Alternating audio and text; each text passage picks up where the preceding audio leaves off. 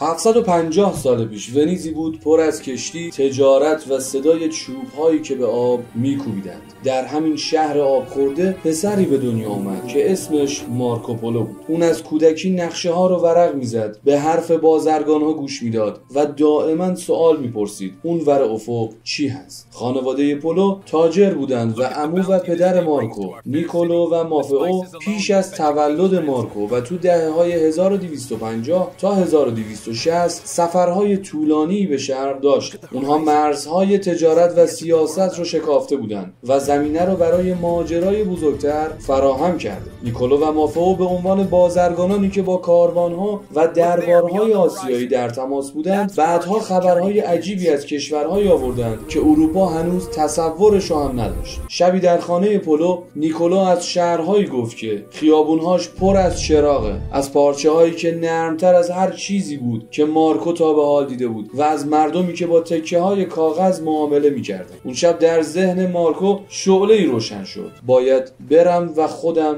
ببینم. اما نیکولو و مافئو به ونیز برگشتند. مارکو هنوز کوچیک بود و هیچ کس نمیدونه که دومین سفر اونها چه حقیقتی رو در دل آسیا به جا گذاشت. حقیقتی که مارکو رو سالها بعد به راه خواهد انداخت.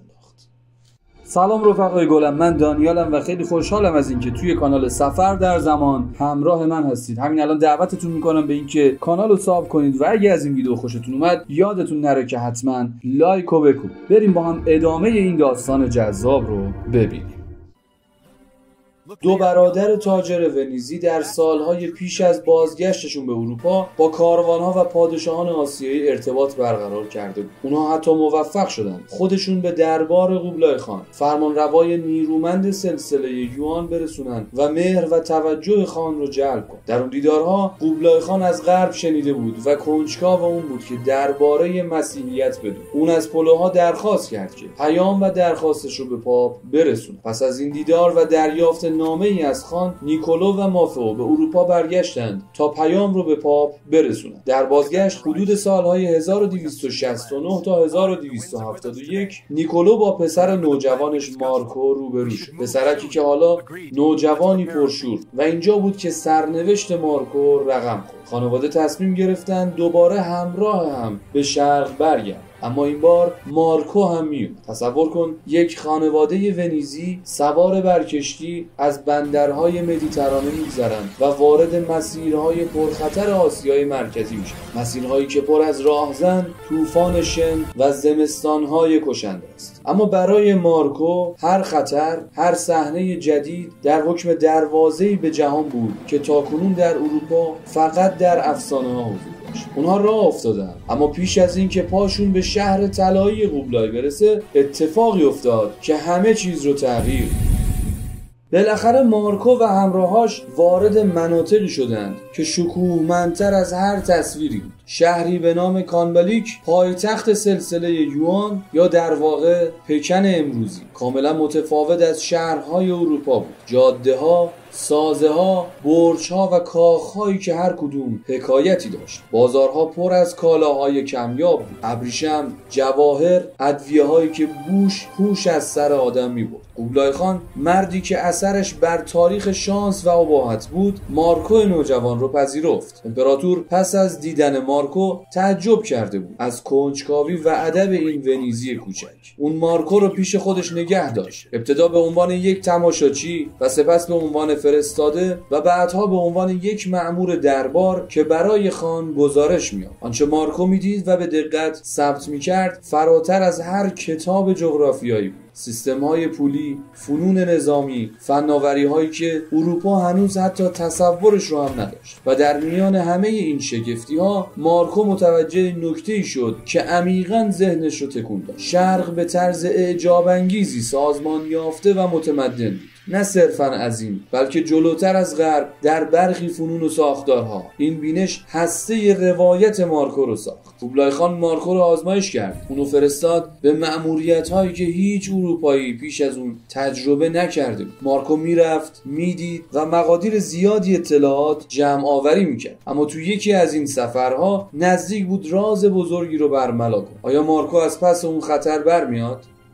قوبلای خان مارکو رو به سفرهای دیپلماتیک و اطلاعاتی فرستاد. اون از کوهستانهای سخت تبت گذشت، معابد دور افتاده رو دید، از دریاها گذشت و شهرها رو زیر پا گذاشت. مارکو فقط تماشاگر نبود، بلکه پیغام رسان امپراتور و نماینده‌ای بود که باید فرهنگ‌ها رو میدید و گزارش می‌داد. اون نوشت هانچو شهری است که اگر کسی اون رو ببینه گمان میکنه در شهری دیگر از عرش قدم میزنه. این شهر با پل‌های متعدد، بازارهای گسترده و صنعت چاپ ابتداییش شگفتی آفرین بود. جمعیتی که در اون روزگار برای اروپایی‌ها افسانه‌ای به نظر می‌رسید. مارکو از پول کاغذی نوشت، از چاپ و از فناوری‌هایی که بعداً بخش مهمی از مسیرهای توسعه جهان شدند. در یکی از این مأموریت‌ها مارکو با پدیده‌هایی روبرو شد که روح اون رو تکون داد. سازه‌های عظیم، کشتی‌های چند طبقه، بازارهایی که از صبح تا شب می‌درخشیدند. اون همه رو ثبت کرد. اما هر بار که می‌خواست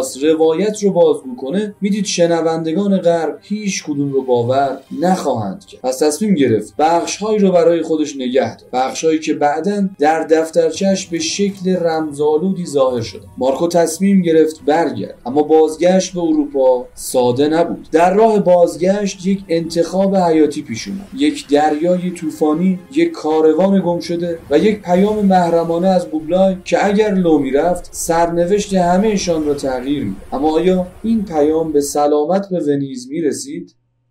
سرانجام پس از سالها اسارت در دربار شرق و مأموریت‌های گزاف، مارکو و خانواده‌اش راه برگشت را در پیش گرفتند. سفری دریایی از جنوب چین، عبور از اقیانوس‌ها، توقف در بنادر مختلف و دست آخر رسیدن به اروپا. چشم مارکو اکنون پر از تجربه و ذهنش لبریز از داستان. وقتی به ونیز برگشت، مارکو شاهد تعجب و تردید مردمان شهرش بود. حرفهای اونها درباره شهرهای میلیون نفری، پول کاغذی، چاپ و آتیشبازی شبیه افسانه به نظر میاد. افراد بسیاری داستان اونو کم اعتبار دونست، اما تقدیر برای مارکو داستان دیگه ای داشت. زمان اونو مجبور به نوشتن کرد. در یکی از جنگ‌های ونیز مارکو اسیر شد و در زندان با مردی به نام روستیچلو آشنا شد. اونجا پشت دیوارهای سرد مارکو شروع کرد به بازگویی ماجراها و روستیچلو با دقت تمام اون افسانه ها رو نوشت. حاصل اون کتابی شد که قرنها بعد به نام سفرهای مارکوپولو مطرح شد و اروپا رو تکون داد. این کتاب دریچه‌ای نو به سوی جهان گشود. کاشفان بعدی از جمله کریستوف کلمب با نسخه هایی از اون بزرگ شدند و با الهام از این روایت ها راهی دریاها شدند، راههایی که در نهایت باعث کشف قاره های تازه شد. مارکوپولو مردی نبود که فقط خاطراتش رو سفر کنه، اون دنیا رو ثبت کرد. مارکو نشون داد که مرزهای جغرافیایی فقط خطوطی روی نقشه نیستن، بلکه درهای فرصت و دانایی. اون با یک قلم دریچه جدیدی بر روی جهان باز کرد و همین دلیل ماندگاری نام مارکوپولو شد.